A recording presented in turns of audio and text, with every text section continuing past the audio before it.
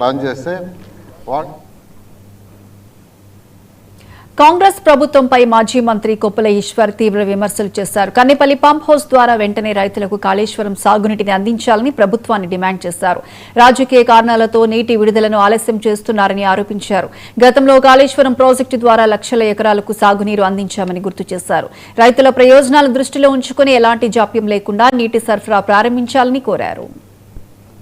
గత 8 నెలలు 10 నెలల క్రితం ఎస్ఎల్బిసిలో మొత్తం కొలాప్స్ అయిపోతే 8 మంది అందులో పనిచేసేటువంటి ఉద్యోగులు చనిపోతే ఇప్పటి వరకు ఆ శవాలు కూడా తీసుకొచ్చే పరిస్థితి లేకపోతే ఇప్పటి వరకు అక్కడ ఎన్డీఎస్ఏ పోదు అంటే ఇక్కడ ఉన్నటువంటి కాంగ్రెస్ ప్రభుత్వం, ముఖ్యమంత్రి రేవంత్ రెడ్డి, కేంద్రంలో ఉన్నటువంటి బీజేపీ ప్రభుత్వం కలిసి కట్టుగా కేంద్ర ప్రభుత్వ రంగ కనుసన్నల్లో నడిచేటువంటి ఎన్డీఎస్ఏను అడ్డం పెట్టుకొని ఇలా తెలంగాణ ప్రాంత రైతులను మీరు అరిగోసపుచ్చుకునేటువంటి ప్రయత్నం చేస్తున్నారు.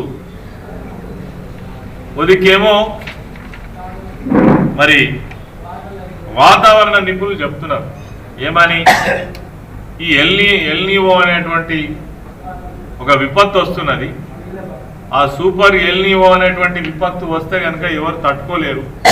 దీనికి అనుగుణంగా ప్రభుత్వాలు చర్యలు తీసుకోవాలి అని చెప్పేసి ప్రపంచవ్యాప్తంగా జరుగుతూ ఉన్నది.